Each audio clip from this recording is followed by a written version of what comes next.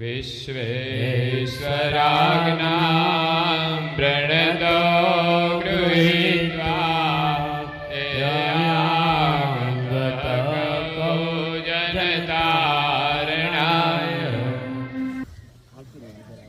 कैवलंसो सत केवल साहेब सत केवल साहेब सत हे गुरु परम सवै परम कृपाल चूक न जोए जीवन की पण जय ते पर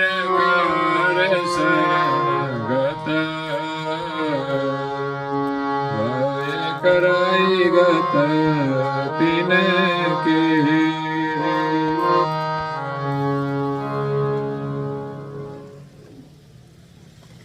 પ્રેમી ભક્તજનો, જ્ઞાન સંપ્રદાયના અધ્યસ્થાપક, અનંત બ્રહ્માંડાધીશ વિશ્વ નિયંતા, સકર્તા સતકૈવલના પરમ વિશેષ અંશ,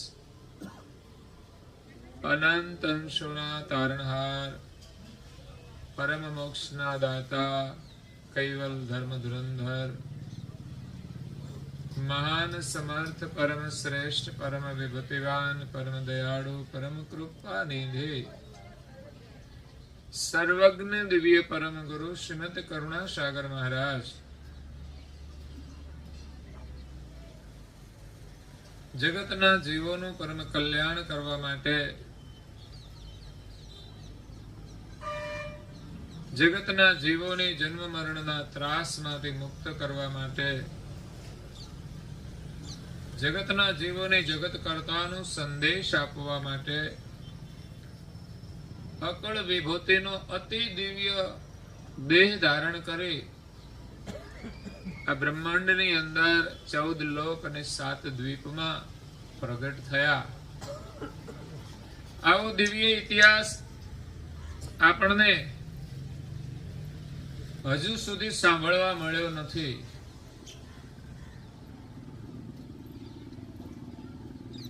તો દિવ્ય પરમ ગુરુ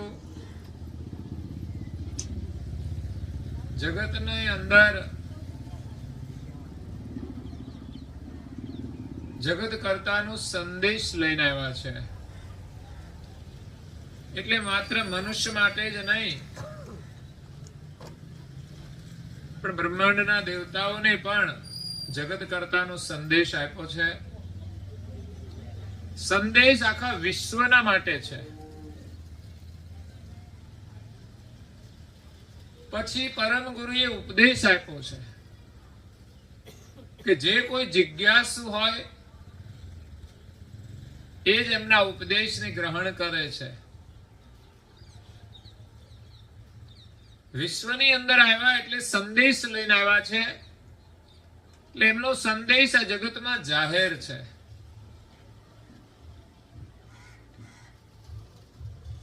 જે જગત કર્તાને કોઈ જાણતું ન હતું એમની જાણ આ વિશ્વમાં લાવ્યા છે.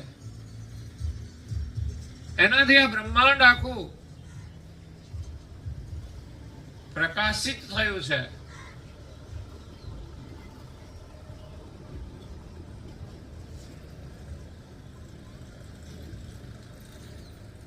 તો સંદેશ આખા વિશ્વના માટે છે અને ઉપદેશ જિજ્ઞાસુ માટે હોય છે.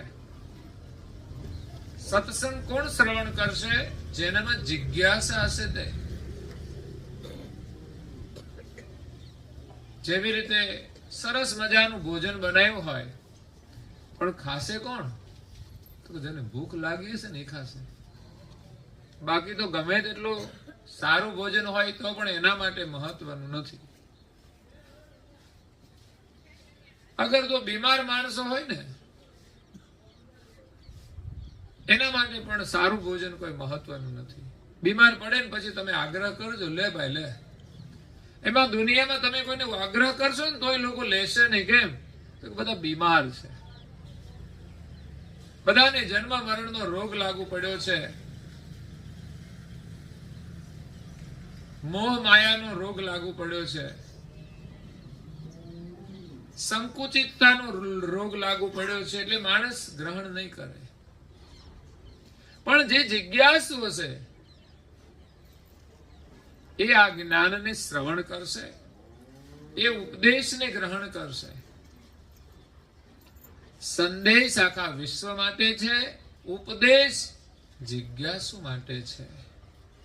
અને આદેશ, કરુણાસાગર બાપજીનો આદેશ, એ તો કોઈ વિરલા માટે હોય છે કે જે પરમ ગુરુના શરણમાં સમર્પિત થઈને કોઈ પણ પરિસ્થિતિમાં પણ એના આદેશનું પાલન કરે, એમની આજ્ઞાનું પાલન કરે, એમના નિયમનું પાલન કરે. જેમ પૂજ્ય શ્રી અચરતભાઈએ નિયમ લીધો કે પરમ ગુરુના દર્શન વિના અન્નજળ નહીં લેવા, એટલે નહીં જ લેવાનું. ગમે તે પરિસ્થિતિ આવી જાય તો પણ એના નિયમને નહીં છોડવાનો. એ આદેશનું પાલન કરનારા છે. પરમ ગુરુએ આજ્ઞાઓ આપી છે કે સવારે વહેલા ઉઠવાનું, તો ઉઠવાનું જ.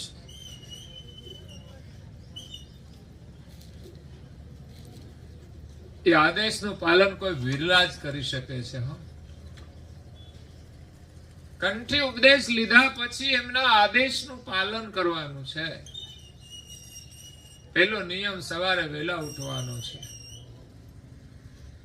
જે વહેલા ના ઉઠી શકે એની જીવનમાં કશું ના કરી શકે. કદાચ કાવા દાવા કરીને પૈસા કમાઈ શકે. ઘણા લોકો મોડા ઉઠે પણ પૈસા કમાતા હોય, પણ એમાંય કેટલાય ખાવા દાવા કરતા હોય. તો એ મહત્વનું નથી. માણસ સત્ય અને નિષ્ઠાથી કેટલું કમાય છે ને એ જ મહત્વનું છે. એ ધનનું મૂલ્ય હોય છે. 1 રૂપિયો પણ 1 લાખ રૂપિયા બરાબર હોય છે. અને અનીતિનો માણસ 1 લાખ રૂપિયા કમાય ને તો એની 1 રૂપિયો પણ કિંમત નથી. એટલે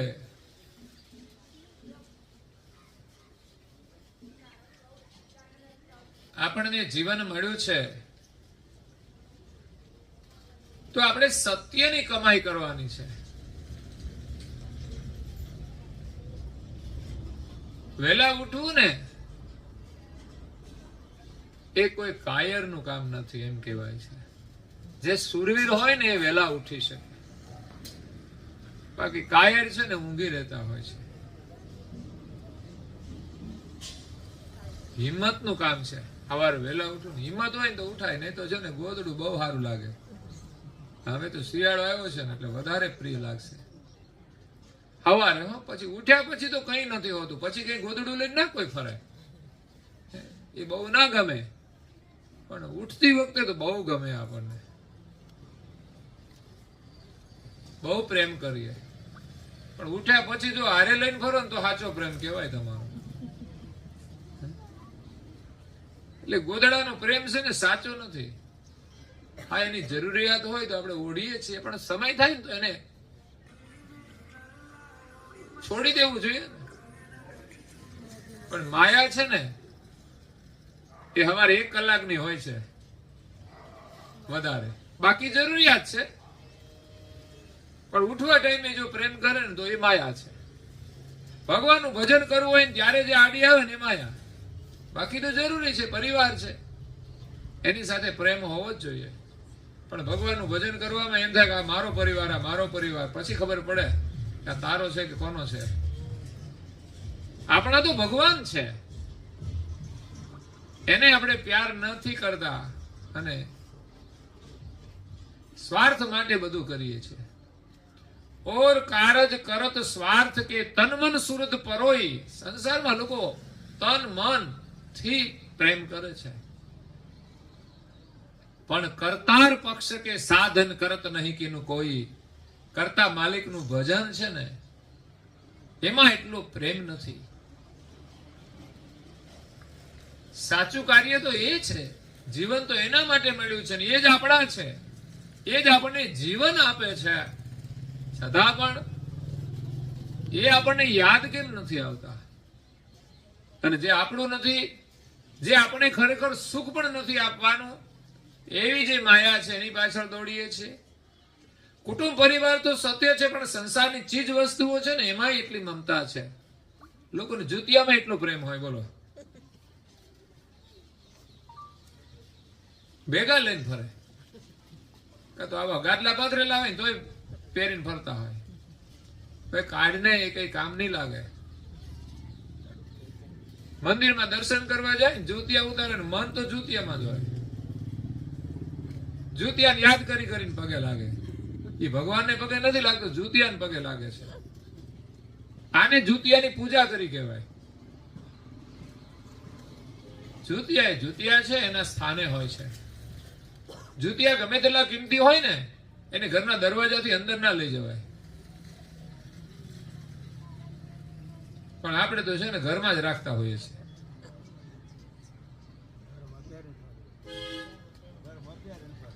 હા, ઘરમાં પહેરીને ફરે છે. હું તો કહું છું માથે લઈને ફરે નહીં તો સારું.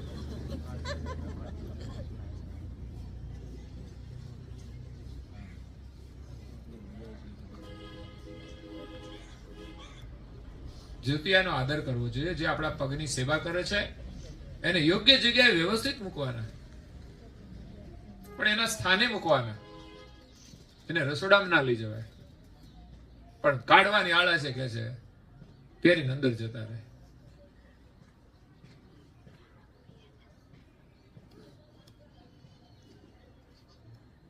એટલા માટે પરમ ગુરુને આપણે પ્રેમ કરીએ. સવારે વહેલા ઉઠવા નો નિયમ,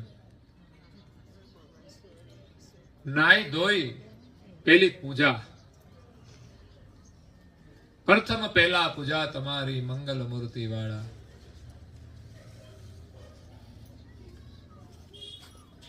ભગવાનની પૂજા, આશીર્વાદ લઈ અને પછી આપણા કામનો પ્રારંભ કરીએ. કામ તો કરવાનું જ છે, પણ પ્રાથમિકતા આપણે પ્રભુને આપવાની છે. કે પેલા પ્રભુની પૂજા અને પછી આપણું કામ. તો ખરેખર એમના આશીર્વાદ મળશે ને આપણા બધા કાર્યો સફળ થશે. જીવનમાં સુખ અને દુઃખ તો આવે છે, પણ સહન કરવાની શક્તિ મળે છે. જેના જીવનમાં પૂજા નથી, પ્રાર્થના નથી, કોઈ આધ્યાત્મિક શક્તિ નથી, એવા લોકોના જીવનમાં દુઃખ આવે ને એટલે જીવન પૂરું કરી દે. એવા લોકોના જીવનમાં આવે ને લગ્ન કર્યા હોય છૂટાછેડા લઈ લે. આ કંઈક ટકા સાચા હોય કે એવી સમસ્યાઓ હોય એટલે છોડવા પડે. એક વ્યક્તિ જો તમને ચાહતી ના હોય ને બીજાને ચાહતી હોય તો એને છૂટા કરી દેવા જોઈએ ને. પરંતુ નાની નાની બાબતોમાં ઝઘડા કરે અને સામાન્ય વાતોમાં ઘર છોડી નીકળી જાય,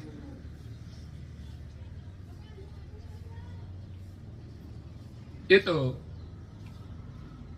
માતા પિતાને નીચું જોવડાવે છે. તો અહીંયા આપણે સંસારની માયાનો મોહ છોડીને ભગવત સ્મરણ કરવાનું છે. આપણે થોડો સમય કાઢીએ, અડધો કલાક, સવારે વહેલા ઉઠીને નાહી ધોઈ આપણું જે સેવાનું સ્થાન હોય, પૂજાનું સ્થાન હોય, ત્યાં બેસીને આપણું પૂજાનું સ્થાન છે ને સ્વચ્છ રાખીએ. જેમ નાહીને આપણે બેઠા ને, આપણે સ્વચ્છ થઈને બેઠા, તો આપણું પૂજાનું સ્થાન પણ સ્વચ્છ હોવું જોઈએ. આપણો ફોટો પણ સરસ રીતે સ્વચ્છ કરીએ. એ જે કબાટ હોય કે પછી મંદિર હોય એને કપડાથી સરસ સ્વચ્છ કરીએ. આગલા દિવસનો ધૂપ ને બધું હોય ને કાઢવાનું. એ તો ઘણાને ત્યાં તો અગરબત્તીનો ધૂપ એમ જ એક ડીશમાં ચાલ્યા જ કરે કે કાઢીશું એક દિવસ રજાના દિવસે. એના માટે રજા ના હોય, રોજે રોજ સફાઈ કરવાની હોય. તે તમે જો એવી રીતે કરતા હોય ને તો સ્નાન પણ રજાના દિવસે કરી લેવું જોઈએ.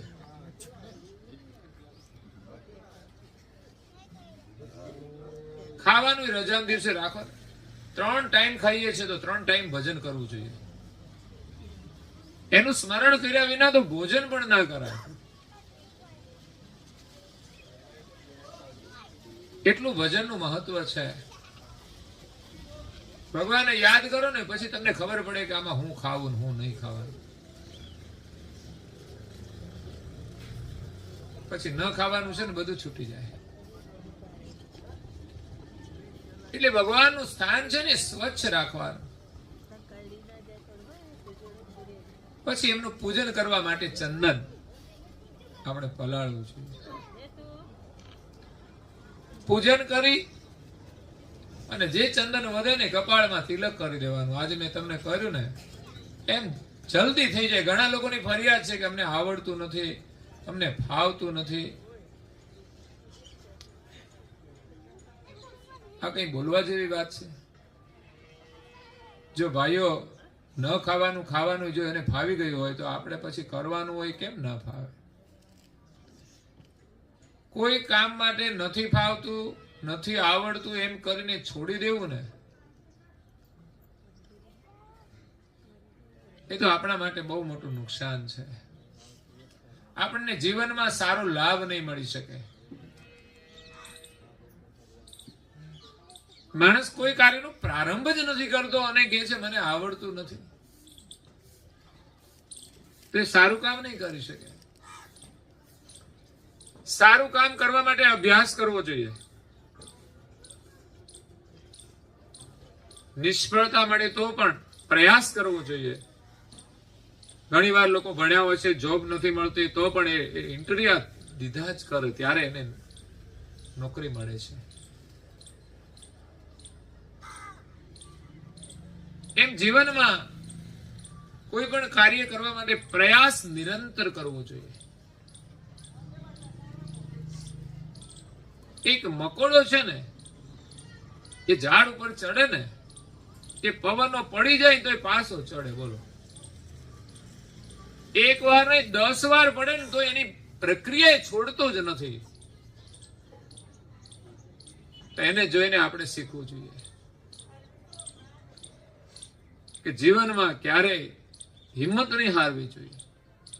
આપણને એક નક્કી થઈ જાય કે સારું કામ છે ને સાચું કામ છે તો એ છોડવાનું નહીં. તિલક તો કોઈ અઘરી વસ્તુ નથી કે ના આવડે. મેં જેમ કર્યું ને એમાં આંગળીથી આમ કર દો, કંકુ ચંદન કંકુ વાળી સળી કરીને આમ કર દો, થઈ ગયું. પણ લોકોને તો શરમ આવતી હોય ને તો ના થાય. ફેશનમાં શરમ નથી આવતી અને ગુરુ મહારાજની આજ્ઞા પાળવાની હોય ને તો શરમ આવે છે. આ તો સંસ્કાર છે. એમાં તો આપણા જીવનની સુંદરતા સમાયેલી છે. કપાળમાં તિલક કરેલું હોય ને ચહેરો તમારો સુંદર દેખાય છે. બાકી તો કોરા કપાળ ભાગ્ય વગરના છે. જીવનમાં સાચા ભાગ્યનું નિર્માણ કરવું હોય ને તો સંસ્કારનું તિલક કરજો.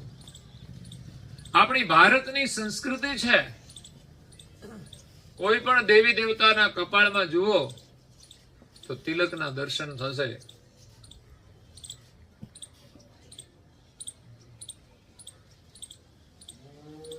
યુવાન દીકરા અને દીકરીને કહીએ તમે તિલક કરો તો કોલેજમાં બધા પૂછ્યા કરે છે કે આ શું કર્યું છે, બધા હામું જોયા કરે છે.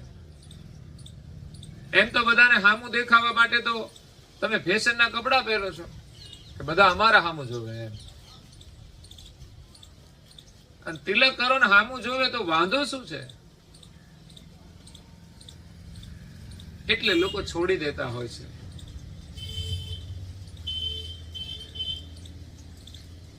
આપણા હામું જોઈશે ને તો કોઈની પ્રેરણા થશે કે ના ખરેખર આ તિલકની અંદર કેટલી સુંદરતા છે. એ માત્ર શરીરની સુંદરતા નહીં, તમારા સ્વભાવને સુંદર બનાવી દેશે. તમારા સ્વભાવને સંયમમાં લાવી દેશે. એ છે આ ભાલ તિલકની શક્તિ. તમારો પરિવાર આખો સંસ્કારી બનશે ને બધા પ્રેમથી રહેશે તો જ તમે સુખી થશો. બાકી તમે તિલક નહીં કરો, પૂજા પાઠ નહીં કરે ને માત્ર પૈસા કમાવા માટે દોડાદોડી કરશે ને એ પૈસા કમાઈને લડ્યા જ કરશે. એને અહંકાર આવશે કે આ તો હું કમાઉં છું, હું કહું એમ જ થવું જોઈએ. તો કઈ પ્રકારની લડાઈઓ હોય છે. એટલે શરમ છોડી, સંકોચ છોડી અને ગૌરવ રાખીને તિલક ધારણ કરવું છે. જો આપણે કંઠી ઉપદેશ લીધો હોય ને તો તિલક કરવું જોઈએ. જેમણે જેમણે લગ્ન કર્યા છે ને એ બેનો માથામાં સિંદૂર તો પૂરશે જ, સેથો પૂરશે કે નહીં? કોઈને કેવું પડે છે કે આજથી તમે સેથો પૂરજો? આજે તમારા લગ્ન થઈ ગયા એટલે બેટા ભૂલતી નહીં હોતું સેથો પૂરવાની. કોઈ કહ્યું માતાએ? બધું જોઈને જ કરીએ છે, આ સંસ્કૃતિ છે. એમ ગુરુ ઉપદેશ લઈએ ને ત્યારથી કપાળમાં તિલક ધારણ કરવું જોઈએ કે અમારા માથે ગુરુ છે, એમના આશીર્વાદ છે.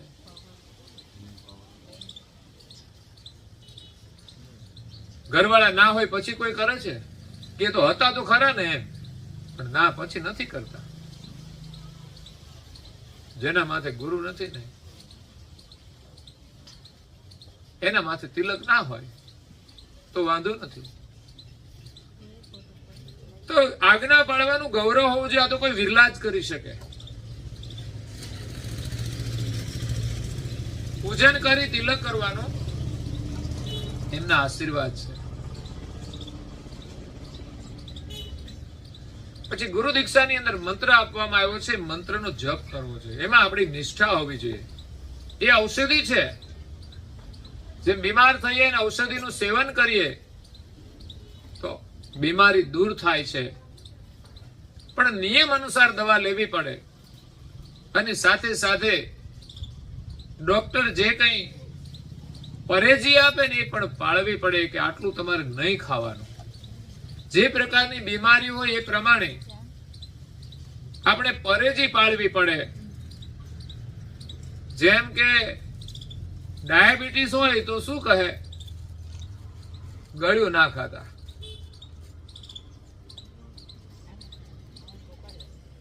તો જે પ્રકારની બીમારી હોય ને એ પ્રકારનું આપણે પરેજનું પાલન કરવાનું હોય છે. શરદી થઈ જાય તો કે ઠંડી વસ્તુ ના ખાતા. આપણે તો શિયાળામાં ઠંડીમાં વસ્તુ મૂકીને ખાતા હોઈએ છીએ. ઠંડી વસ્તુ આમ તો ફ્રીજની ખવાય જ નહીં.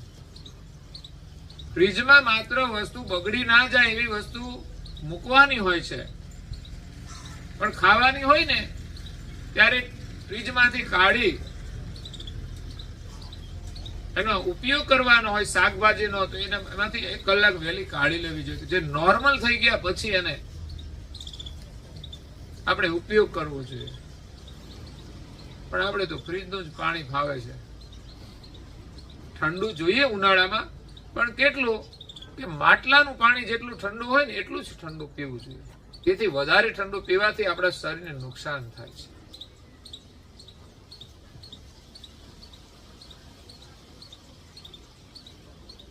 એટલે બીમારીઓને દૂર કરવા માટે પરેજી બહુ જ મહત્વની છે. પણ ડાયાબિટીસ થાય તો થોડી વાર બહુ પ્રબળ ઈચ્છા થાય ખાવાનું. જયારે ના પાડે ને ત્યારે વધારે પ્રબળ ઈચ્છા થાય કે થોડું ગળ્યું મળે, પણ આપણે છોડવું પડે છે. તો આપણી બીમારી દૂર થઈ જાય છે. નહીં તો થોડી મજા લઈને ખાઈ તો લઈએ છીએ, પણ પછી જયારે દર્દ થાય ને ત્યારે બહુ તકલીફ થાય છે. એમ સંસારમાં આપણે કુદરતના નિયમોનું પાલન નથી કરતા ને એટલે દુઃખી થવું પડે છે. તો બીમારી દૂર કરવા માટે દવાનું સેવન નિત્ય કરવાનું હોય છે, નિયમ અનુસાર કરવાનું હોય છે. એમ કહ્યું કે આ ગોળી એક સવારે રોજ લેજો. તો ડાયાબિટીસ વાળા તો લઈ જ લે છે. કે થોડું ગળ્યું ખાધું હોય ને તો 2 લઈ લઈએ, પણ ગળ્યું થોડું ખાવું છે. આ છે માયા. ખાવાની મનાઈ નથી, પણ આપણને તકલીફ હોય ને તો છોડવું જોઈએ અને બધું નિયમમાં ખાવું જોઈએ. પછી આપણને ભાવતું હોય એટલે આપણે બધું ઉપાડી જઈએ અને પાછળ વાળા માટે ના રહે તો યોગ્ય નથી. ભલે બહુ જ ભાવતું હોય ને તો બધાને માટે રાખીને આપણે ખાવું જોઈએ.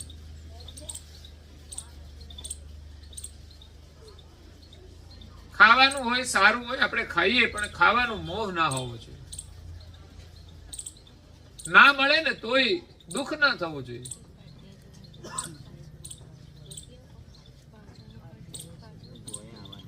તો બીમારીને દૂર કરવા માટે દવાનું નિત્ય સેવન મહત્વનું છે. એ જ રીતે આપણા જન્મ મરણનો રોગ દૂર કરવા માટે અમર મંત્રના જાપનું સેવન મહત્વનું છે. પરમ ગુરુ કરુણાસાગર મહારાજ શ્રી આપણને અમર મંત્ર પ્રદાન કર્યો છે. જે મંત્રથી આપણને આપણું જે સ્વરૂપ છે ને, જે અમર છે, એની અનુભૂતિ થાય છે. અને આત્માની જો અનુભૂતિ થઈ ગઈ તો બધી જ બીમારી મટી ગઈ સમજી લેજો. પછી તો આપણે શરીર જ નહીં ધારણ કરવું પડે. અને કદાચ શરીર ધારણ કરેલું હોય ને તો આપણામાં ચૈતન ભાવ હોય ને કે હું આત્માનો અજર અમર છું, પછી કોઈની બીક પણ નહીં લાગે. કોઈ આપણા પર પ્રહાર કરે ને તો મારશે તો શરીરને મારશે, મને તો કશું થવાનું. તો જે થવાનું હોય ને તે થઈ જાય છે. શરીર કદાચ છૂટી જાય પણ આપણને દુઃખ નથી થતું. અને જયારે ચૈતન સ્વરૂપનો અનુભવ હોય ને ત્યારે જે મારનારા આવે ને હિંસા ભાવથી, દ્વેષ ભાવથી, શત્રુ ભાવથી, ત્યારે ચૈતન ભાવની જો આપણને અનુભૂતિ થઈ હોય ને તો સામેવાળાની કોઈ તાકાત નથી કે આપણને મારી શકે. એ તાકાત છે ચૈતન શક્તિમાં, એ તાકાત છે અમારા મંત્રમાં. અમારા મંત્રનો આપણે જાપ કરીએ ને મંત્ર છે ને હંમેશા આપણી રક્ષા કરતા હોય છે. જેમ ભારત દેશની સરહદ ઉપર સૈનિકો મૂક્યા છે ને, એ ના મૂક્યા હોય તો આપણા માટે જીવવાનું મુશ્કેલ થઈ જાય. હો, આતંકવાદીઓ છે ને આપણા દેશમાં ઘૂસી જાય ને પછી આપણી કેવી દશા કરે ને એ તો આપણે કલ્પના નથી કરી શકતા. કોઈ કોઈ વિડીયો જોવામાં આવે છે, કદાચ તમે જોયા હોય તો આપણને એમ થાય કે દેશના સૈનિકોને ધન્યવાદ આપવા પડે કે આપણી રક્ષા કરી રહ્યા છે. અને દેશના પ્રધાનમંત્રી છે ને એ પણ બહુ ચિંતા કરે છે. એ ક્યારે આતંકવાદીઓ સાથે સમાધાન નથી કરતા.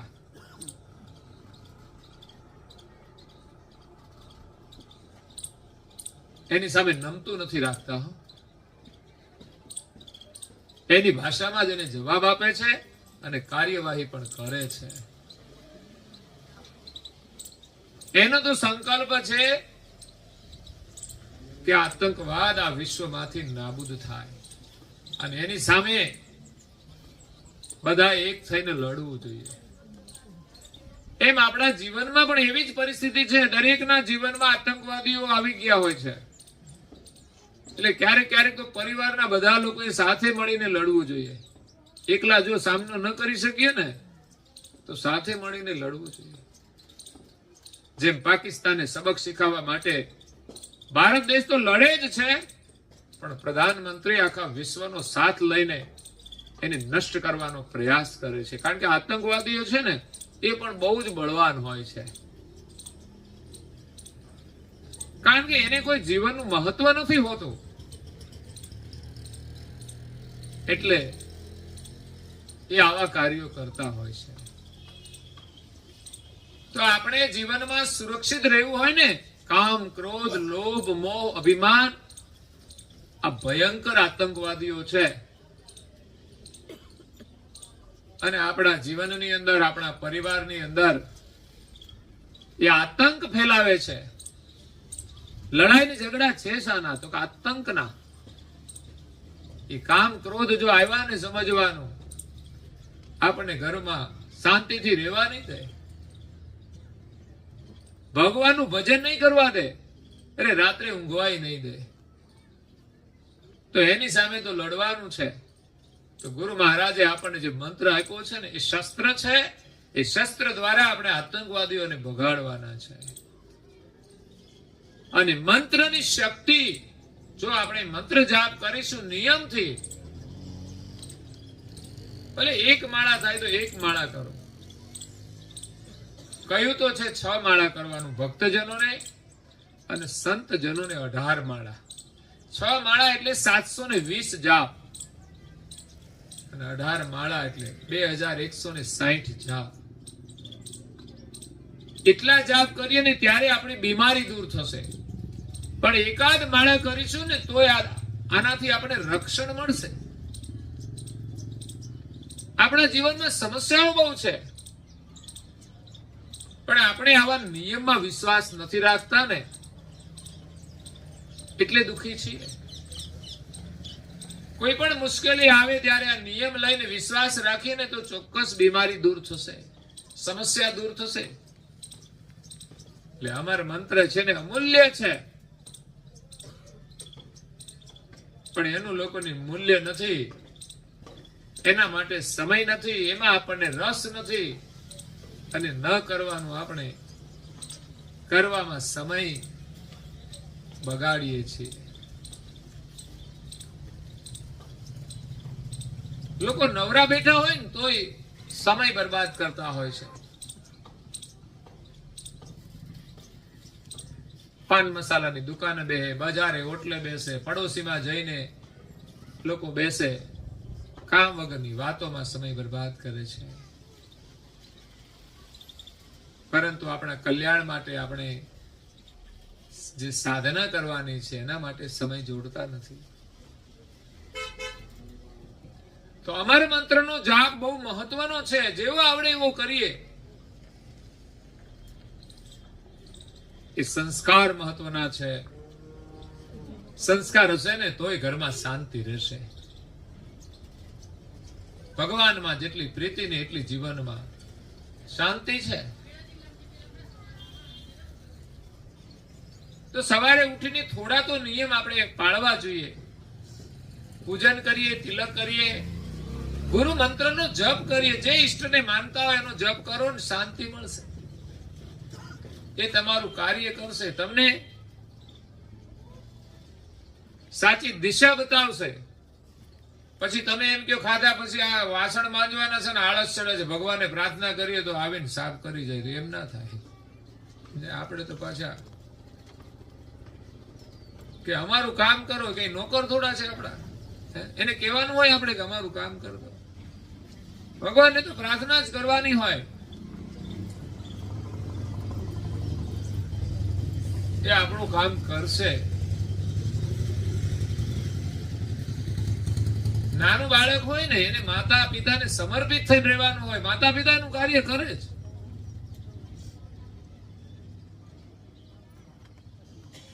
તો અહીંયા નિયમો મહત્વના છે. અમર મંત્રનો જપ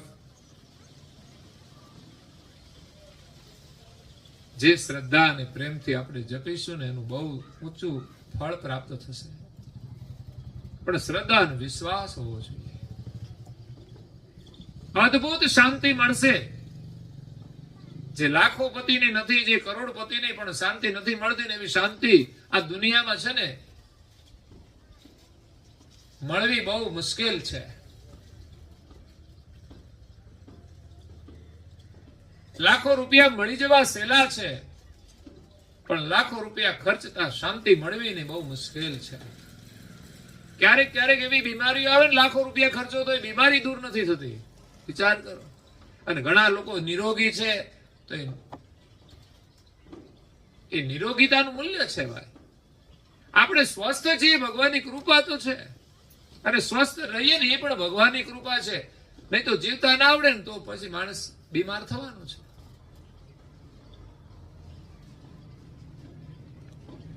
તો અહીંયા નિયમ કોઈ વિરલા પાળી શકે છે. ગુરુ મહારાજની થોડી પ્રાર્થના કરો રોજે 15 મિનિટની. પ્રાર્થનાઓની રચનાઓ તો મહાપુરુષે સાધના કરીને કરી આપી છે. આપણને માત્ર ચોપડીમાં જોઈને બોલવામાં તકલીફ પડે છે. શ્રદ્ધાથી જો પ્રાર્થના કરીએ ને તોય આશીર્વાદ મળે છે. આપણા બાળકોને પણ આ સંસ્કાર આપણે આપવાના છે. પ્રાર્થના, અમર મંત્ર નો જપ, તિલક એ આપણું રક્ષણ કરે છે. એ જ આપણા માટે આશીર્વાદ છે. અને બીજું એક મહત્વનું કાર્ય છે નિયમ લઈને કરવા જેવું, અને એ છે સદધર્મ ગ્રંથોનું અધ્યયન. આ એક નિયમ હશે ને તો જીવનમાં બધા જ નિયમ આવશે. કારણ કે સારા અને સત્ય જે ધર્મ ગ્રંથો છે ને એનું અધ્યયન કરવાથી આપણને સત્ય કરવાની પ્રેરણા મળે છે, સત્ય કાર્ય કરવાનું બળ મળે છે. આપણને ઊંઘમાંથી એ જગાડે છે સારા કાર્યો કરવા માટે. અને સારું કામ ગમે તે કાર્ય ક્યારે થાય? આપણે સવારે ઊંઘમાંથી ઉઠ્યા પછી જ થાય ને. હુતા હુતા તો કોઈ કામ થવાનું. ઊંઘમાં તો કેટલાય રૂપિયા આપણે કમાઈ લઈએ, પણ કામ લાગે ખરા? એ તો સ્વપ્ન છે બધા. પણ જીવનમાં જો જાગી ગયા ને તો પછી કામ થશે. એમ ધર્મ ગ્રંથો આપણને જગાડવાનું કામ કરે છે. અને કોઈ મહાપુરુષ મળી જાય ને એના દ્વારા આપણને સારું કાર્ય કરવાની પ્રેરણા મળે છે. બાકી હવારમાં લઈને ભગવાનની પૂજા કરવી, પ્રાર્થના કરવી, મંત્ર જપ કરવો, ધ્યાન કરવું એ સહેલું કામ નથી. તો પરમ ગુરુ કરુણાસાગર મહારાજ જે સંદેશ લઈને આવ્યા છે વિશ્વના માટે કે આ વિશ્વના સર્જનહાર એક છે અને બધાને ઉપદેશ આપે છે. જે જિજ્ઞાસુ છે ઉપદેશ ગ્રહણ કરે છે, કેવી રીતે જીવન જીવવું જોઈએ, પરિવાર સાથેની આપણી જે નિષ્ઠા છે એ પણ હોવી જોઈએ. એવું નહીં કે સ્વાર્થનો પ્રેમ. માતા પિતાએ આપણને મોટા કર્યા, નાના હતા ત્યાં સુધી બહુ પ્રેમ રાખ્યો, લગ્ન થઈ ગયા પછી 50% ઓછો કરી નાખ્યો, કારણ કે 50% બીજી બાજુ વાળી લીધો. આ કઈ પાણી નથી કે બે બાજુ વાળે એટલે અડધું થઈ જાય. પણ આપણે કરી દઈએ છીએ પાણી જેવું કામ કે લગ્ન થયા એટલે અડધો આ બાજુ, ઘણાનો તો આખો વળી જાય. એ બાજુ હવે જરૂર નથી. એમ તારે જરૂર હતી ત્યાં સુધી તે રાખ્યો. એ સ્વાર્થનો પ્રેમ કહેવાય. જે માતાએ મોટા કર્યા છે, જે પિતાએ મોટા કર્યા છે, પ્રેમ કોઈની પણ સાથે જોડાય પણ ઓછો ન થવો જોઈએ. એને પ્રાથમિકતા આપવી જોઈએ કે આના દ્વારા તો હું મોટો થયો છું, એટલે પહેલા તો એને પ્રેમ આપવાનો અને પછી આવનાર જે પાત્ર હોય એને તમે પ્રેમ આપો. એને પણ અન્યાય નથી કરવાનો, એને પણ તમે ન્યાયપૂર્વકનો પ્રેમ આપો. એ પરમેશ્વર છે ને એનો પ્રેમ પહેલો છે. જેને આપણને આ જગતમાં મોકલ્યા છે, જેને આપણા માટે આ બધી વ્યવસ્થા કરી છે, પછી માતા પિતા જન્મ આપે છે. આપણી ઉત્પત્તિ તો માતા પિતાના જન્મ પહેલા થઈ ગઈ છે. માતા પિતા દ્વારા તો માત્ર શરીર મળે છે, અને શરીર કોણે બનાવ્યું હોય તો પરમેશ્વરનું બનાવેલું છે. જો માતા પિતા શરીર બનાવતા હોય તો કોઈ ખોડ ખાપણ વાળું બનાવે ખરા? એ શરીર જે મળે છે ને કર્મ અનુસાર મળે છે. પણ માતા પિતાના ઋણી તો ખરા કે એના ગર્ભની અંદર એ મોટું થાય છે. માતા એ કષ્ટ સહન કરે છે. જન્મ આપવામાં પણ માતા પિતાને કષ્ટ છે. એમાં ખરેખર માતાને વધારે કષ્ટ હોય છે.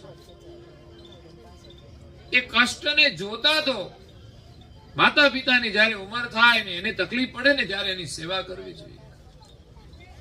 આ સાચો પ્રેમ છે કે માતા પિતા મોટા થઈ જાય, ઉંમર લાયક થઈ જાય, વૃદ્ધ થઈ જાય અને બાળકની જેમ જો એની સેવા કરે ને અને માતા પિતા ખુશ થાય ને તો સમજવાનું એના આશીર્વાદ તમારા ઉપર છે અને એ જ તમારી રક્ષા કરે છે. એ જ રીતે ભગવાનને યાદ કરીને આપણે નિયમ પાડીએ તો એ પણ આપણી રક્ષા કરશે. તો સુખી થવા માટે આપણે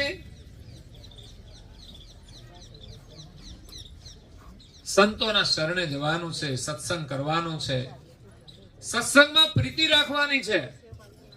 સારો ધર્મગ્રંથ વાંચવો એ સત્સંગની પ્રીતિ છે. કથા શ્રવણ કરવી એ સત્સંગની પ્રીતિ છે.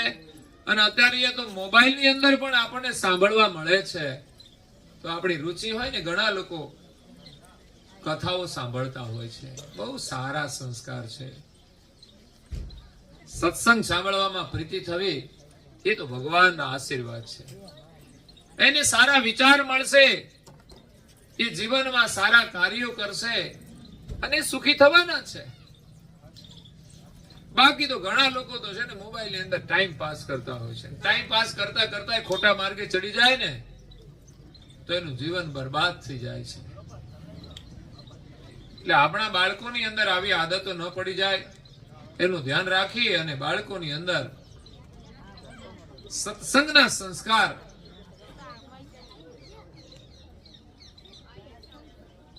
નું સિંચન થાય એવો પ્રયાસ કરવો જોઈએ. આપણે કરીએ ને બાળકોની અંદર આવે છે અને બાળકોને આપણે સાથે રાખવા જોઈએ. અત્યારે જે બાળકો આવ્યા છે ને એની કઈ કથા નથી સાંભળવાની, પણ એને સત્સંગના સંસ્કાર મેળવવાના છે કે અમારા માતા પિતા સાથે આપણે સત્સંગમાં જતા હતા, એ વાતાવરણ પણ એને ગમે,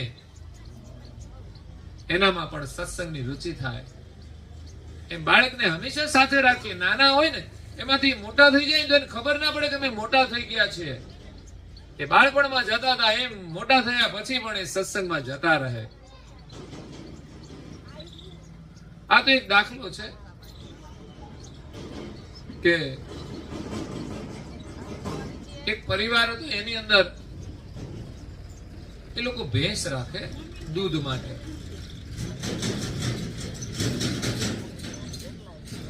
અત્યારે તો હવે ભેંસો ઓછી થઈ ગઈ, હવે લોકો પીવે તો ખરા જ, પણ બીજું બધું પીવે છે. હવે દૂધની જરૂર જ ઓછી થઈ ગઈ. થોડા થોડા લોકો ચા પીવે છે ને બાકીના બધા તો મસ્ત પીવે છે. એ પીવાનું કેટલું સારું છે ખબર? લોકોને ઘરની ઘરવાળીની કોઈ ચિંતા જ નહીં. બોલો, પછી ચિંતા છે ને ઘરવાળા બધા કરે, બધા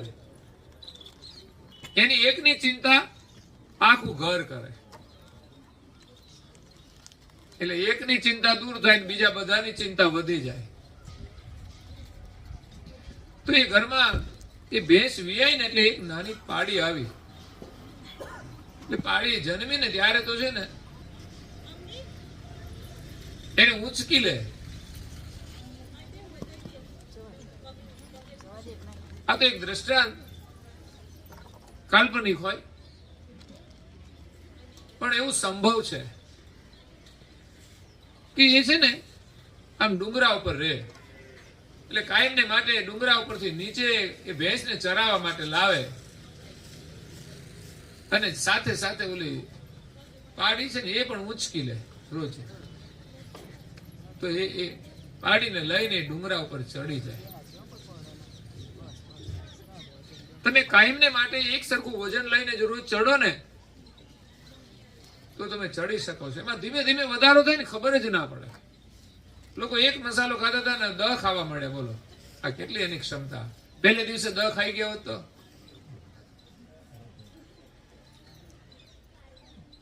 તો પૂરું થઈ જાય.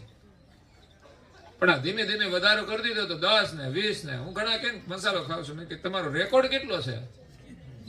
તમારા નામે કોઈ રેકોર્ડ છે કે આટલા ખાઈ જાઓ કે આટલા ખાધા? એટલે એવાય હોય છે ઘણા.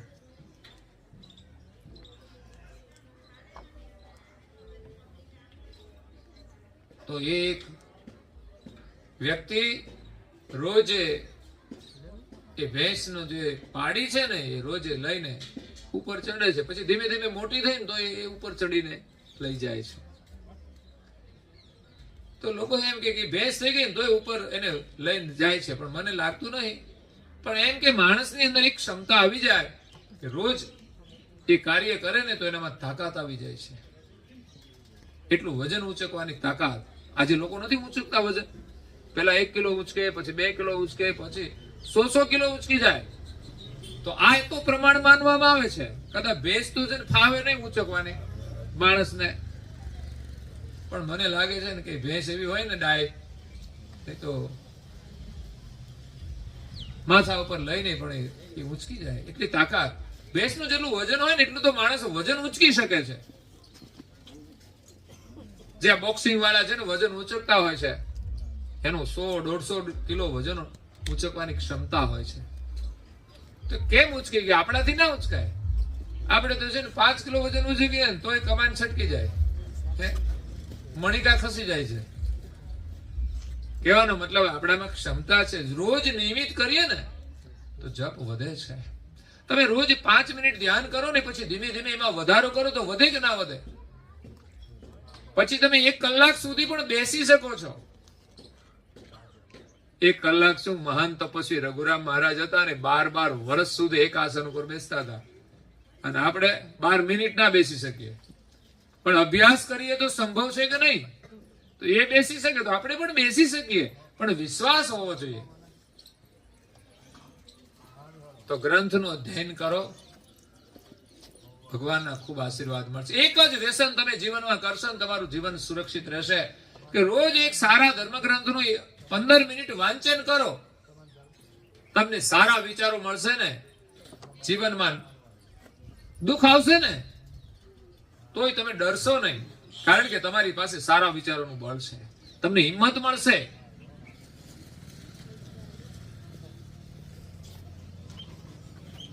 તો નિષ્ફળતા મળ્યા પછી પણ આપણામાં જે હિંમત આવે છે ને સારા વિચારોથી આવે છે કે ભાઈ ના, એકવાર નાપાસ થયા તો શું થઈ ગયું, ફરી આપણે મહેનત કરીને સફળ થઈશું. એવા ઘણા લોકો છે કે જે ધંધામાં પણ સફળ થયા છે અને ભણવામાં પણ સફળ થયા છે. બોપદેવ નામનો એક પંડિત હતો. એને કશું આવડે નહીં, કશું યાદ ન રહે. એ ભણવા જાય, નાપાસ થાય એટલે હિંમત હારી જાય. એક દિવસ તો સ્કૂલ છોડીને ભાગી ગયો. ભાગીને જ્યાં બહેનો પાણી ભરતા હતા ને એ પનઘટ હતો. કુવા ઉપર એ બધા પથ્થર ગોઠવેલા હોય પાણી ભરવા માટેના. એટલે બહેનો ત્યાં પાણી ભરે. તો પાણી ભરે ને એ દોરડુંથી એ વાસણ અંદર કુવામાં નાખે અને આમ ખેંચે, અને દોરડું છે ને પથ્થર સાથે ઘસાય. ઘસાતા ઘસાતા ત્યાં છે ને ખાડા પડી ગયા. બહુ જૂના પથ્થરો હોય ને લોકો કાયમ પ્રક્રિયા કરતા હોય ને તો એ કોમળ દોરડા, જે સૂતરના તાર તો બહુ કોમળ હોય, એને પથ્થર સાથે ઘસવામાં આવે તો તૂટી જાય. એવા દોરડાઓ રોજ પથ્થર સાથે ઘસાય છે. કોઈ પણ વસ્તુ સાથે ઘસાય ને કાયમ તો ત્યાં એની અસર થાય છે. તે ખાડા પડેલા જોઈને બોપદેવ નામનો પંડિત તો જાગી ગયો કે આ જો પથ્થરની અંદર પણ આ કોમળ દોરડાથી ખાડા પડી જતા હોય સમયાંતરે,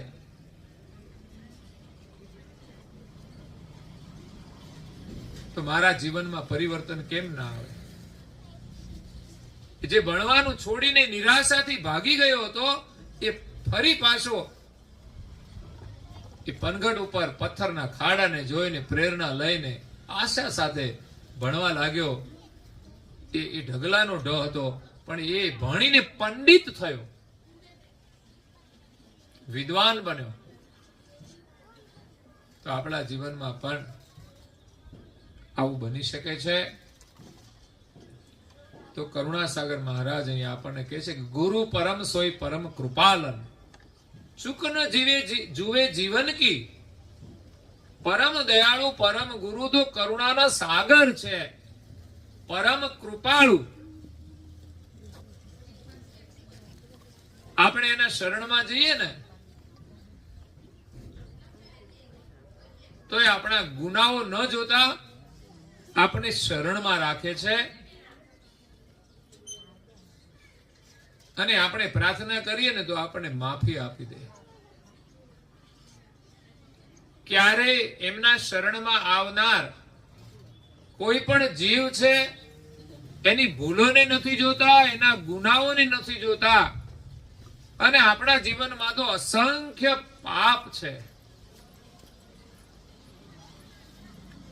એ જોતા તો આપણે એના શરણમાં જવાને લાયક નથી.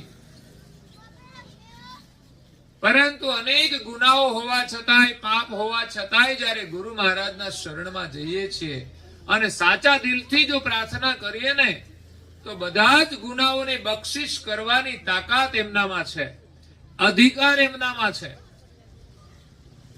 પણ શરણાગત થવું પડે, સાચા દિલથી પશ્ચાતાપ કરવો પડે, અને ફરી જીવનમાં અમે ગુનો નહીં કરીએ એવો જો વિશ્વાસ રાખીએ ને તો ખરેખર ગુરુ મહારાજ આપણા બધા જ ગુનાઓની બક્ષિસ કરી દે એવા પરમ કૃપાળુ છે. અને કેવું પડે એમને, હે કરુણા ના કરનારા તારી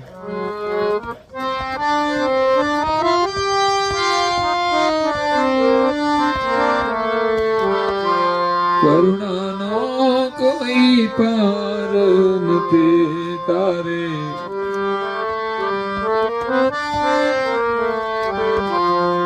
પરમ કૃપાળુ વાલા મેં પીધા વિષના પ્યાલા, વિષ્ણુ અમૃત કરનારા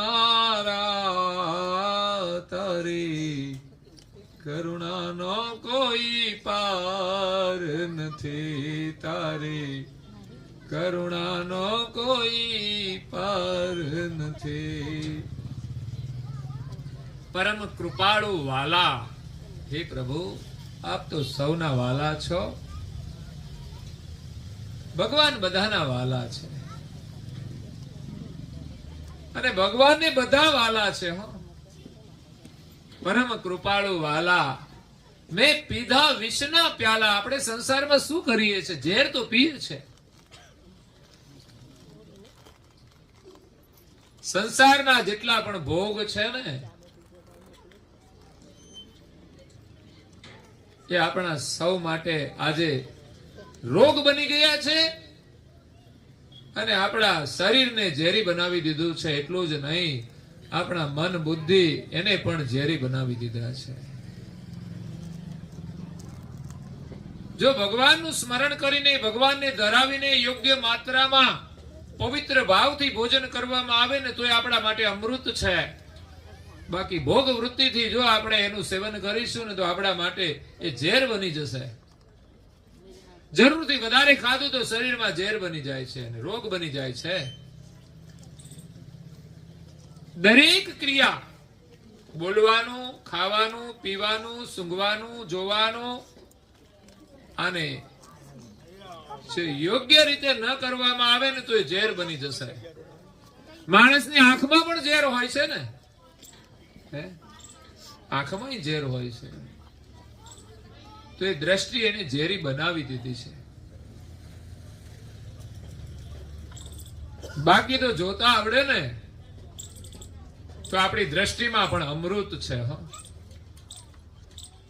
એ દ્રષ્ટિ પડે ને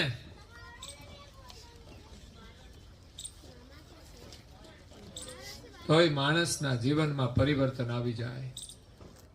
બુદ્ધની દ્રષ્ટિ અંગુલીમાલ નામના રાક્ષસ ઉપર પડી અને અંગુલીમાલ નામનો રાક્ષસ એ રાક્ષસ મટીને સાધુ બની ગયો છે. અરે એક ગાંધારીની દ્રષ્ટિ છે ને દુર્યોધન ઉપર પડીને તો એનું શરીર વજ્ર જેવું બની ગયું. કારણ કે એ દ્રષ્ટિની પવિત્રતા છે, દ્રષ્ટિમાં સંયમ છે, દ્રષ્ટિમાં તપ છે. જેની જેટલી દ્રષ્ટિ પવિત્ર હોય ને જેના ઉપર પડે ને એ પાવન થઈ જાય. આપણે કેમ દર્શન કરવા જઈએ છીએ? કોઈ મહાપુરુષોના, કારણ કે એમની દ્રષ્ટિ જો આપણા ઉપર પડી જાય ને તો આપણું તન અને મન પવિત્ર થઈ જાય.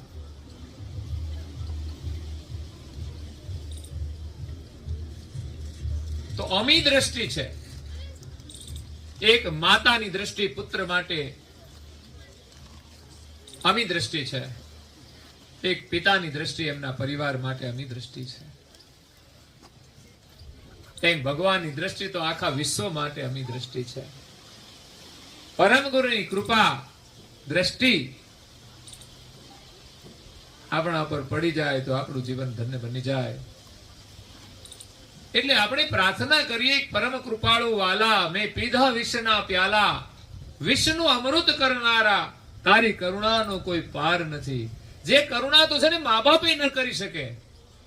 બગડેલા છોકરાને સુધારવાની તાકાત મા બાપની અંદર નથી, પણ ભગવાનની જો કૃપા થાય ને તો એ સુધરી જાય. સદગુરુની કૃપા થાય ને તો સુધરી જાય. રાક્ષસ પણ જો ભિક્ષુ બની જતા હોય એ તાકાત સંતની અંદર છે, સંત વચનની અંદર છે. એટલે અહીંયા કહ્યું છે કે ગુરુ પરમ સોય પરમ કૃપાલન. પરમ ગુરુ કોણ છે?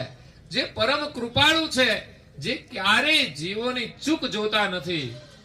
એક માતા પણ બાળકના દોષને નથી જોતી અને એની સેવા કરે છે. એમ ગુરુ પણ એવા છે કે જે શિષ્યના દોષને નથી જોતા, પણ શિષ્યની અંદર એક પ્રેમ રાખે છે. શિષ્યમાં રહેલી જે લાયકાત છે ને એને જોવે છે. એની અંદર રહેલી જે સંભાવનાઓ છે કે આ બાળક છે ને મોટું થશે ને, એને ભણાવીશું ને તો આ બહુ સારું કામ કરી શકશે. પરિવારનું જ નહીં, એ સમાજનું પણ કાર્ય કરી શકે છે, એ દેશનું કાર્ય કરી શકે. એટલી સંભાવનાઓ દરેક બાળકની અંદર પડેલી છે. પણ બાળકને જો દેશના વિચાર આપવામાં આવે ને તો એ દેશ માટે કામ કરી શકે છે. એ એક જ મા બાપ નહીં, આખા દેશના મા બાપની સેવા કરી શકે છે.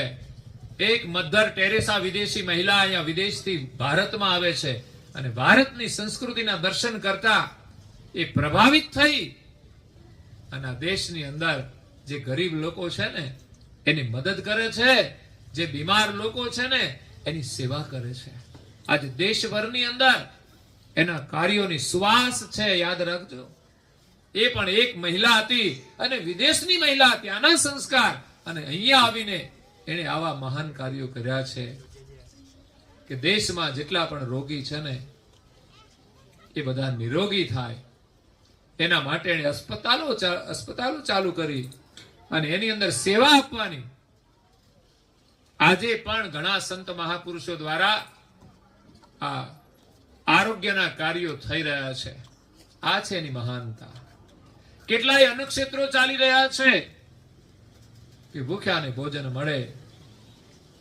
આપણે 5 માણસોને જમાડવા હોય ને તો એ મુશ્કેલ કામ છે. એ હજારો માણસોને રોજ જમાડતા હોય છે, એની વ્યવસ્થા કરતા હોય છે અને એના કાર્યો ચાલી રહ્યા છે. એ તો ભગવાનનો ચમત્કાર છે. એટલે સદગુરુ છે ને બહુ દયાળુ હોય છે. ક્યારેય એમના શિષ્યના દોષ નથી જોતા. પણ જેહી દેહી પ્રકાર શરણગત ભયે કરહી ગત તિનકી. પણ જે પ્રકારે કોઈ શિષ્ય એમના શરણમાં આવે એ જેવો હોય ને એ પ્રમાણે એનું કલ્યાણ કરે છે. એવું નહીં કે આ તો ભાઈ હાલે એવો નથી, એમ એ કોઈ વાત જ ના આવે. એ તો જેવો હોય ને એને ઠીક કરી દે છે. સાચો મૂર્તિકાર હોય ને એ કોઈ પણ જાતના પથ્થરમાંથી મૂર્તિ બનાવી દે છે. પણ જેવો પથ્થર હોય એવી મૂર્તિ બને. પણ મૂર્તિ તો બને જ, પણ એ કોઈ દિવસ એને છોડતા નથી. એટલે પરમ ગુરુની અહીંયા ઓળખ આપણને પ્રાપ્ત થાય છે કે દયાળુ છે, કરુણાના સાગર છે. એમાં જો વિશ્વાસ રાખીશું ને એને પ્રાર્થના કરીશું તો આપણું દરેક કાર્ય થશે. અને મહાનમાં મહાન કાર્ય તો છે આપણે આપણા માલિકને મળવાનું છે ભાઈ. એ કોઈ નહીં કરી આપે. કોઈ રિદ્ધિ સિદ્ધિ આપશે, કોઈ ચમત્કાર આપશે, પણ આપણે જેના અંશ છીએ ને એ માલિકને મેળાપ કરાવી આપવાનું કાર્ય આ વિશ્વની અંદર માત્ર ને માત્ર એક પરમ ગુરુ કરુણા સાગર કરે છે. અને એ જ એની કરુણા છે. હે કોઈ આરતવંત પતિન કે બિછરન કરન મેલાપુ. આ સંસારમાં એવા કોઈ આરત વાળા અંશો છે કે મારે ભગવાનને મળવું છે, બસ એક મળવાની ઈચ્છા થઈ જાય ને તોય કામ થઈ જશે. યાદ રાખજો. પણ કોઈને ભગવાન નથી જોઈતા, ભગવાન પાસેથી બધું જોઈએ છે. બોલો, એમ કહીને આટલું મોકલાવી દો.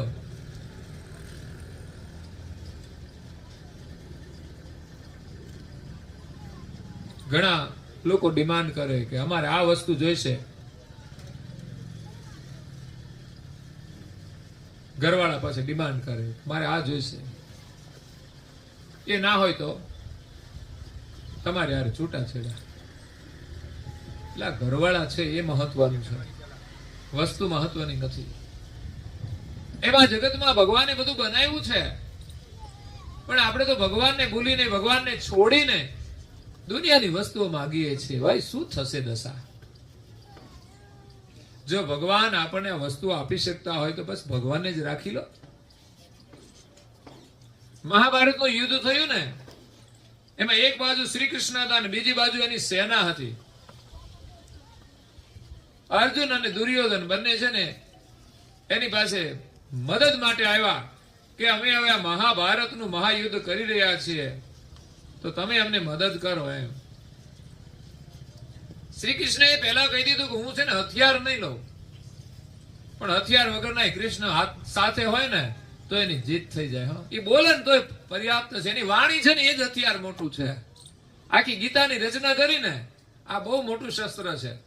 આ સંસારની અંદર કેટલાય મહાભારત ચાલે છે, પણ જો એ શ્રી કૃષ્ણનું જે શસ્ત્ર છે ને ગીતા, એ લઈ લે ને જીવનમાં તો એ બધા યુદ્ધમાં જીત થઈ જાય એની. જે મહાભારતમાં પાંડવોની જીત થઈ, કેમ તો કે સાથે કૃષ્ણ હતા.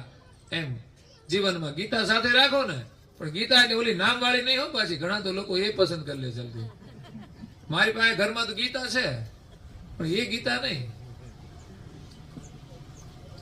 ગીતાનો ઉપદેશ, ગીતા તો હોય પણ ગીતાનું માનતા ના હોય તો શું થાય?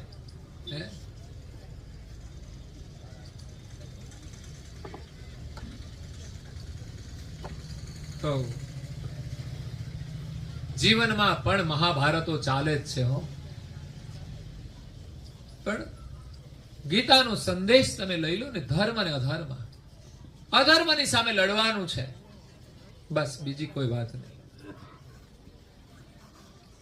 પછી ઘરમાં હોય ને તો લડવું પડે. ઘરવાળા મસાલા ખાઈને આવે ને, ખબરદાર ભોજન નહીં મળે, કરો રસોડું બંધ. જો તમારે ઘરનું ભોજન ખાવું હોય તો મસાલો બંધ કરો. બસ આ છે ધર્મ અને અધર્મનું યુદ્ધ. કરી શકશો તમે? લડી શકશો? સીધી જ વાત છે ને, એમાં કઈ અન્યાયની વાત નથી. તમે લાવો કમાઈને, અમે ભોજન સરસ બનાવી દઈશું, પણ ક્યારે મસાલા બંધ થશે તો મળશે, નહીં તો નહીં મળે.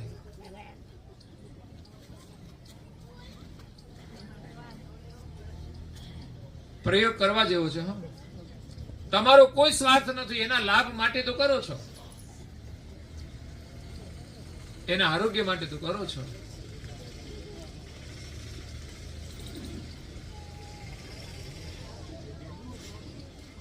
બીમાર પડીએ ત્યારે બધું છોડવું પડે છે,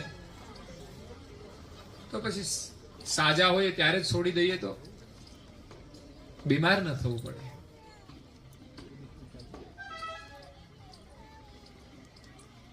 એક બાજુ શ્રી કૃષ્ણ છે, એક બાજુ એમની સેના છે. દુર્યોધન તો કહે છે પેલા હું આવ્યો છું એટલે પેલા મારે માગવાનું. અર્જુન એમ થયું કે જો આ કૃષ્ણને માગી લેશે ને તો મારી હાર થશે. પણ દુર્યોધન તો અધર્મના પક્ષમાં હતો, એટલે એને કઈ એવી બુદ્ધિ સૂજે નહીં કે આ શ્રી કૃષ્ણ મારી સાથે રહેશે તો મારી જીત થશે. અને કદાચ શ્રી કૃષ્ણ સાથે રહે પણ એ કેમ કરે તો થાય ને, નહીં તો ઘણી વખત કુબુદ્ધિ વાળા હોય ને, એના પક્ષમાં ભગવાન હોય પણ ભગવાનનું માને નહીં તો શું કરવાનું? ઘણા ઘરમાં સંતાનો છે ને મા બાપનું માનતા નથી, એવા સંતાનો સુખી નથી થવાના. એટલે અહીંયા દુર્યોધન માગે છે કે ભાઈ તમારી સેના છે ને એ મને આપો, કારણ કે લડવામાં તો એ જ કામ કરશે, તમે તો હું હથિયાર વગરના ઉભા રહેવાના. એને ખબર નથી કે આ ઉભા છે ને ભૂકા કાઢી નાખે એવા છે. એમની બુદ્ધિ છે ને સેના કરતા તાકાત વાળી છે, અને બધી જગ્યાએ કઈ બળ કામ ના કરે. થોડું કળથી કામ કરવું પડે.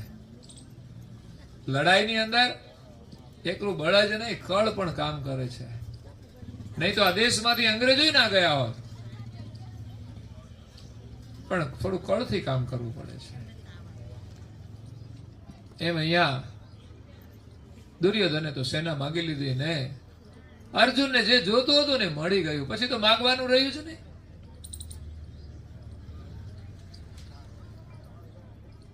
જ્યાં જરૂર પડી ત્યારે જે કરવું પડ્યું કરીને પણ પાંડવોની જીત થઈ. ઘણી જગ્યાએ શ્રી કૃષ્ણએ કપટ કરવું પડ્યું. કેમ? તો આપણને એમ થાય કે આ તો ખોટું જ કહેવાય. ખોટું નથી, એ પણ સત્ય છે.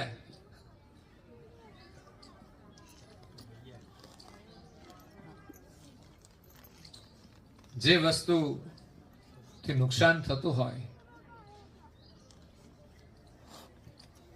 જે સત્ય બોલવાથી નુકસાન થતું હોય તો સત્ય પણ જૂઠ છે, અને જે જૂઠ બોલવાથી કોઈનું સારું થતું હોય ને તો જૂઠ એ પણ સત્ય છે. આ છે ગીતાનો સંદેશ. એટલે કોઈ એમ કહે કે ભાઈ શ્રી કૃષ્ણએ આમ કર્યું ને આમ કર્યું, પણ એના પહેલા તો એમણે ખોટું કેટલું કર્યું છે. જુગાર રમ્યા ત્યારે તો આ બધું ઊભું થયું ને, બધું હારી ગયા ત્યારે આ લડાઈ થઈ ને. તો એમાં એને કઈ નીતિથી કઈ જુગાર રમ્યા હતા?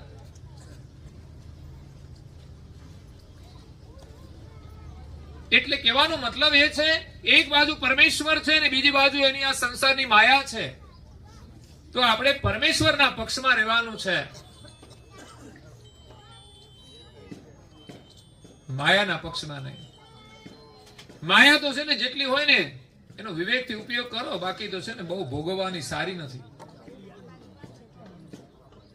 પરમેશ્વર આપણી સાથે હશે ને તો જીવન સફળ છે. તો પરમ ગુરુ કરુણાસાગર આવ્યા છે વિશ્વના સર્જનહારની ઓળખ કરાવવા માટે ને એની પ્રાપ્તિ કરાવવા માટે. એમના શરણમાં જો આપણે જઈશું ને તો આપણી કોઈ ભૂલોને ન જોતા આપણને શરણમાં રાખશે. અને પરમ ગુરુ કહે છે કે એવા કોઈ આરતવાળા અંશો છે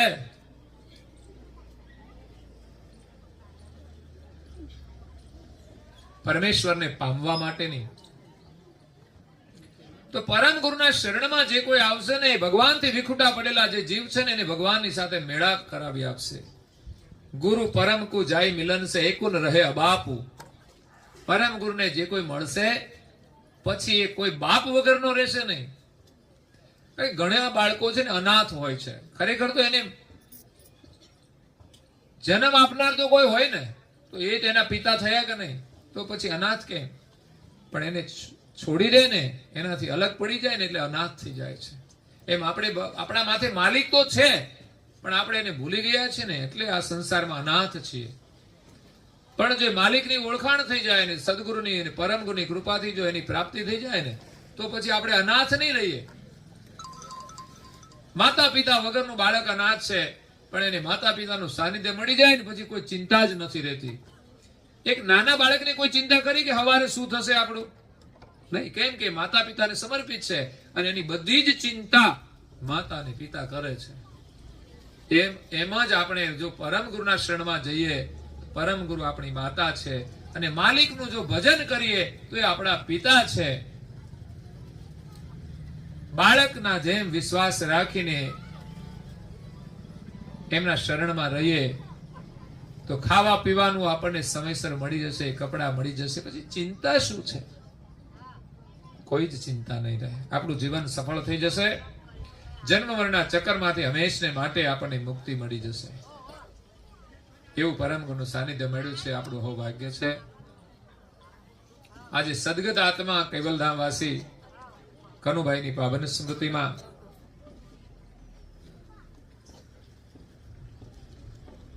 ગંગા સ્વરૂપ કેવા બા છે? મધુબા. અને એમને એક જ દીકરી છે રેખાબેન. એમને પણ એક દીકરી છે. તો આજે એમના સદગત આત્માની શ્રદ્ધાંજલિ રૂપે આજના સત્સંગ પારાયણનું આયોજન કરીને સાચા અર્થમાં શ્રદ્ધાંજલિ આપી છે.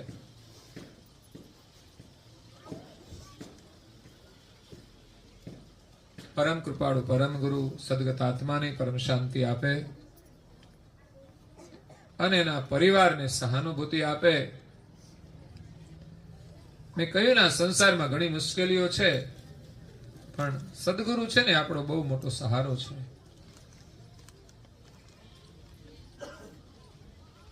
એક દીકરી છે, સાસરે છે, હવે તો પરિવારમાં કોણ એક રહ્યા? મધુબા. પણ પછી ફરજ દીકરીની બનતી હોય છે.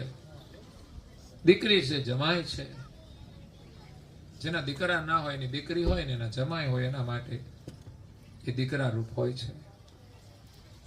દીકરાની પાછા માતા પિતા તો હોય છે જ, પણ છતાંય આપણી જે સંસ્કૃતિ છે ને એ પ્રમાણે દીકરીની અંદર લાગણી તો હોય છે, પણ એને બંને તરફના પક્ષને સંભાળવાના હોય છે. અત્યારે તો પોતાનો પરિવાર હોય એમાંય પણ લોકો પોતાનું કર્તવ્ય નથી સમજતા, પણ જ્યારે સંસ્કૃતિ હોય છે ને ત્યારે આ બધું સંભાળી શકે છે. સમજણ હોય ને ત્યારે બધા સમજીને બધાનો આદર કરતા હોય છે. એટલે માતાના આધાર માટે દીકરી છે, જમાઈ છે, એની જાતે રહી શકે ત્યાં સુધી તો એ રહેતા હોય છે, બધું કરતા હોય છે. પરંતુ આ શરીરની પરાધીનતા તો દરેકના જીવનમાં આવતી હોય ત્યારે સંબંધના નાતે આપણું શું કર્તવ્ય છે સમજીને આપણે સહયોગ આપવો જોઈએ. આ વ્યવહારો રાખ્યા ને બધા શાના માટે? એટલા માટે જ હોય છે કે ક્યારેક કોઈ સંબંધની કઈ ફરજ બની જાય, એ ફરજ એમને નિભાવવી જોઈએ. અને આપણું ભાગ્ય કહેવાય કે આપણને એ સેવાનો લાભ મળ્યો છે. ફરજિયાત ન હોવા છતાંય માણસ કરે ને તો એ તો ભગવાનની ભક્તિ છે અને સેવાનું બહુ ઉત્તમ ફળ મળે છે. તમે જુઓ, સૌરાષ્ટ્રની અંદર એક સ્થાન હતું, પરબનું ધામ છે, પરબ ધામ, જ્યાં સતદેવીદાસ દેવીદાસ બાપુ થઈ ગયા, જે સતના માર્ગ ઉપર ચાલ્યા. એમણે એક નહીં અનેક લોકો જે રોગી હતા ને, અને કોઈના માતા પિતા હોય, ઉંમરવાળા હોય, રોગી હતા ને, એને બધાને ત્યાં એમને સાચવા છે. બાકી ફરજ તો એમના દીકરાની હોય, પણ એમ કહેવાય છે કે દીકરાઓએ રોગી માણસોને છોડી દીધા. ચેપી રોગ હતો રક્તપિત્તનો, તો ઘરમાંથી તરછોડી દીધા ને, એવા અનેક લોકોના માતા પિતાને અને અનેક રોગીઓને એમને સાચવા છે. તો એ મહાન કાર્યનો લાભ મળવો ને એ પણ એક ભાગ્ય છે. એટલે સેવાનો અવસર ક્યારે ચૂકશો નહીં. આપણી ફરજ હોય એ પણ કરવી જોઈએ, અને કદાચ કોઈની જરૂર પડી હોય એની કરવાની થાય ને તોય પ્રેમથી કરીએ ને, એના જેવું ઉત્તમ કોઈ કર્મ નથી. જેટલું ઉત્તમ કર્મ કરીએ, જેટલું નિસ્વાર્થ કર્મ કરીએ ને, એટલી જ ઊંચાઈ આપણને પ્રાપ્ત થાય છે જીવનમાં. પણ જ્યારે મોકો મળે ને ત્યારે કરવાની તૈયારી જોઈએ. સેવા, આપણે સેવાને લાયક બનીએ ને એના માટે ભગવાનને પ્રાર્થના કરીએ કે ભગવાન, અમને કોઈ પણ પ્રકારની સેવા મળે ને તો અમે કરી શકીએ ને એવી શક્તિ આપજો. બાકી તો છે ને માણસની ફરજ હોય ને એ માણસ નથી કરતો, એ સેવા શું કરવાનો? જીવનમાં આપણી કઈક ફરજ હોય છે, ઘરમાં માતા પિતાની સેવા કરવાની, પરિવારનું કાર્ય કરવાની. એમાંય માણસો સ્વાર્થને લઈને નથી કરતા અને તરછોડી દેતા હોય છે. સાહેબ, જે મા બાપે મોટા કર્યા હોય ને એને તરછોડી દે ને, એનો આઘાત કેટલો લાગે, અભિશાપ લાગે છે. તો એ માણસ સુખી કેવી રીતે થઈ શકે? તો આજે અહીંયા સદગત આત્મા કનુભાઈ પરિવારમાંથી વિદાય થાય છે ત્યારે પરિવાર માટે તો દુઃખ છે જ, પણ આપણા સૌનું દુઃખ છે સંબંધના નાતે. તો ભગવાનના શ્રીમાં પ્રાર્થના કરીએ કે એના વિયોગમાં પરિવારની અંદર જે કંઈ તકલીફ હોય એમાં ભગવાન એને સહાનુભૂતિ આપે, શક્તિ આપે. તો આજે ખરેખર પરિવારજનોએ સાચી શ્રદ્ધાંજલિ આપી છે, જેનાથી આત્માની સદગતિ થાય. અને અહીંયા બધા જે આવ્યા છે શ્રદ્ધાંજલિ આપવા માટે, એ બધાને પણ ભગવાનના ખૂબ આશીર્વાદ છે કે આજના સત્સંગનો પ્રસાદ તમને મળ્યો છે. ખરેખર તમારા બધાનું જીવન ધન્ય છે. અહીંયા આપણો સમય થાય છે તો કથાને અહીંયા વિરામ આપીએ છીએ. પરમ ગુરુના જે વચનામૃત છે, શ્રદ્ધા રાખીને જેટલું થઈ શકે એટલું કરશો, તમારું જીવન સફળ થશે. એ જ અભ્યર્થના સાથે આપ સૌને સત સાહી જય વિધિ બોલાવજો.